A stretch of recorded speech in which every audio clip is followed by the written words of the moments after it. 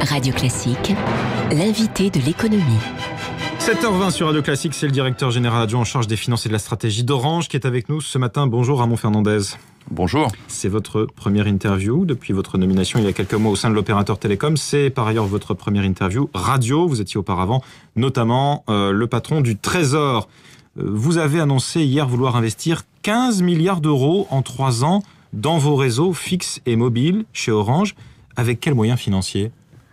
Les moyens financiers, on les dégage par notre activité récurrente, mais c'est effectivement un programme d'investissement très très ambitieux et qui est à la mesure du défi que représente la transition technologique du passage, en gros, du cuivre à la fibre, qui va permettre des usages nouveaux.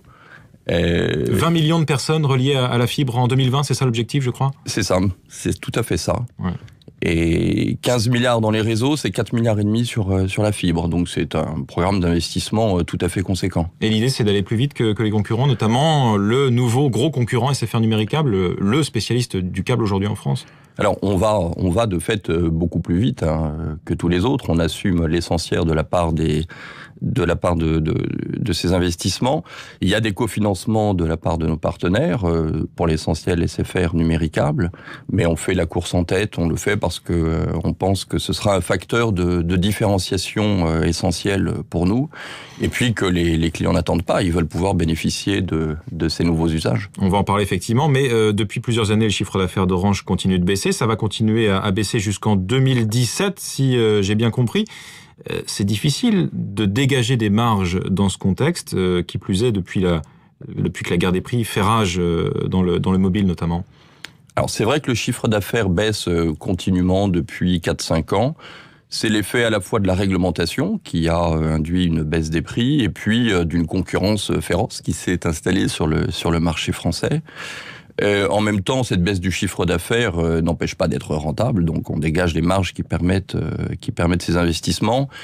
Et on pense qu'on a atteint le point bas, disons en 2016, en termes d'évolution du chiffre d'affaires. Il a déjà beaucoup moins baissé en 2014 qu'il ne baissait au cours des années précédentes. On a fait moins 2,5%.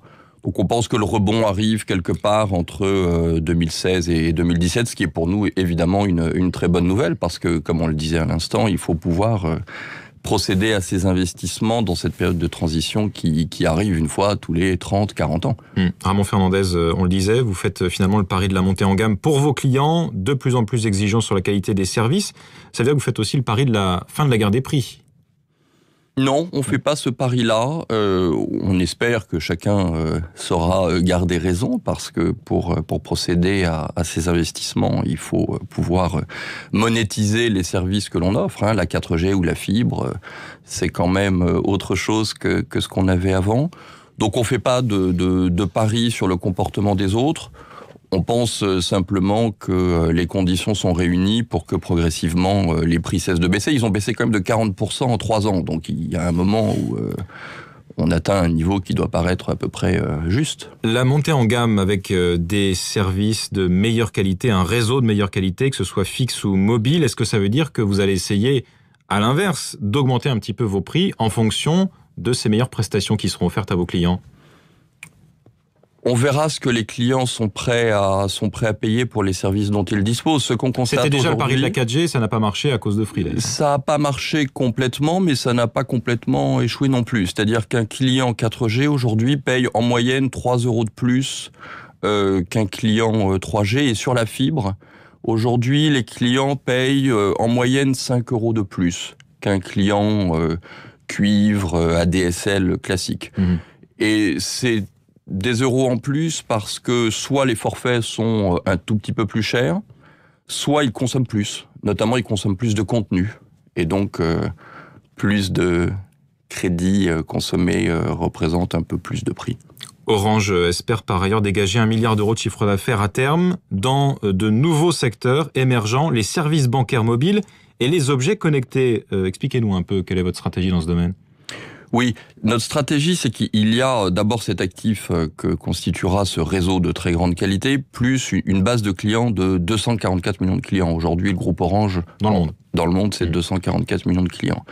Et donc, il y a une forme de continuité qui peut s'établir avec deux sources de diversification qu'on a identifiées, qui sont pas des aventures tous azimuts, c'est les services financiers mobiles, qui ont commencé à se développer à toute allure en Afrique. On a 13 millions de clients en Afrique chez Orange Money, où on peut transférer de l'argent, payer sa facture d'eau, sa facture d'électricité, son plein d'essence, avec son téléphone portable. Et j'ai vu ça quand je suis allé au Sénégal, c'est absolument extraordinaire. Ça, c'est un service qui se développe très très vite et qu'on va développer par exemple en ouvrant un corridor entre la France et les pays d'Afrique de l'Ouest cette année.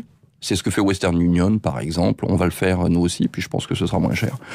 Et ces services financiers mobiles, on les développe aussi en Europe. Donc, on a commencé en octobre dernier en Pologne, et ça marche très bien. Et on y travaille dans nos autres grands pays, que sont évidemment d'abord la France, puis l'Espagne.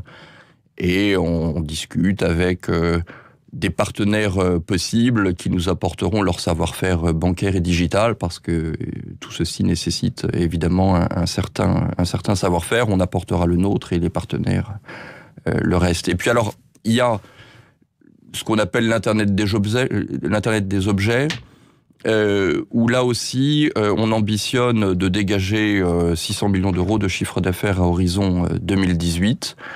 On a lancé un service, par exemple, qui s'appelle Home Live et qui offre toute une série de fonctionnalités. Par exemple, un détecteur de fumée. Quand vous êtes loin de chez vous, vous allez être prévenu par SMS. C'est un exemple parmi d'autres. Il y a une autre verticale, comme on dit, qui sont tous les services qui tournent autour de la santé, sur lesquels il va se développer tout un écosystème sur lequel les opérateurs de télécom peuvent prendre une part. On pense qu'il y aura entre 25 et 50 milliards d'objets connectés dans le monde à horizon 2020. Notre ambition, c'est de prendre notre part de ce marché gigantesque qui va se développer. Merci Ramon Fernandez. Je rappelle, directeur adjoint donc en charge des finances et de la stratégie d'Orange, invité de l'économie ce matin sur Radio Classique.